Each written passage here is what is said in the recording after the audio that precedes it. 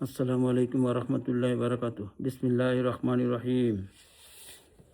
হযরত আবু হুরায়রা রাদিয়াল্লাহু আনহু বর্ণনা করেন যে রাসূলুল্লাহ সাল্লাল্লাহু আলাইহি ওয়াসাল্লাম বলিয়াছেন, যে ব্যক্তি মানুষের নিকট হইতে ঋণ স্বরূপ মাল গ্রহণ করে এবং ঋণ আদায়ের নিয়ত থাকে, আল্লাহ তাআলা তাহার পক্ষ হইতে আদায় করিয়া দিবেন। আর যে ব্যক্তি কাহারও নিকট হইতে ঋণ গ্রহণ করে এবং আদায় করিবার ইচ্ছাই তাহার না থাকে, তখন আল্লাহ তাআলা তাহার সম্পদ ধ্বংস করিয়া দিবেন। বুখারী। বিসমিল্লাহির রহমানির রহিম।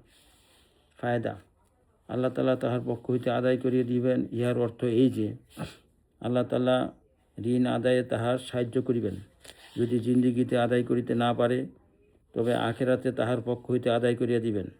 আল্লাহ তাআলা তাহার সম্পদ ধ্বংস করিয়া দিবেন, ইহার অর্থ এই যে এই খারাপ নিয়তের কারণে তাহাকে জীবন অথবা সম্পদের লোকসান উঠাইতে হইবে। ফতহুল বারী। বিসমিল্লাহির রহমানির রহিম।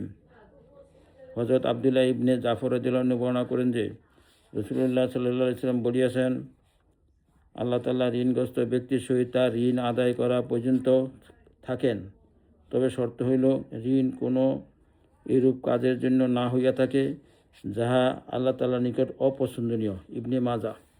বিসমিল্লাহির রহমানির রহিম। হযরত আবু হুরায়রা রাদিয়াল্লাহু আনহু হতে বর্ণিত আছে যে রাসূলুল্লাহ সাল্লাল্লাহু আলাইহি ওয়াসাল্লাম একটি উট ধার লইলেন।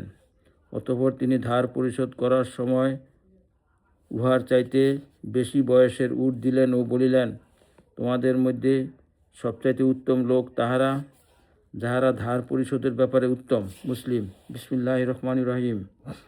হযরত আব্দুল্লাহ ইবনে আবি রাবিয়া রাদিয়াল্লাহু আনহু হতে বর্ণিত আছে যে নবী করিম সাল্লাল্লাহু আলাইহি ওয়াসাল্লাম আমার নিকট হইতে 40,000 ধার নিলেন।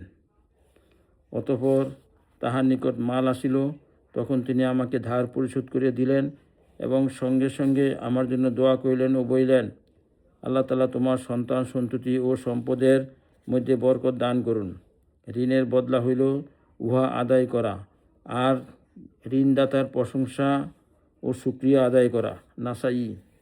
বিসমিল্লাহির রহমানির রহিম।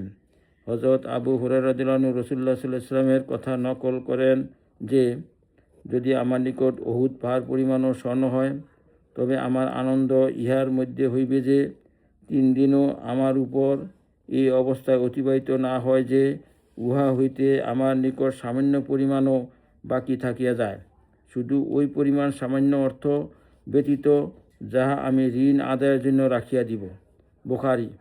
ইয়া আল্লাহ, আমাদেরকে আমল করার তৌফিক দান করুন।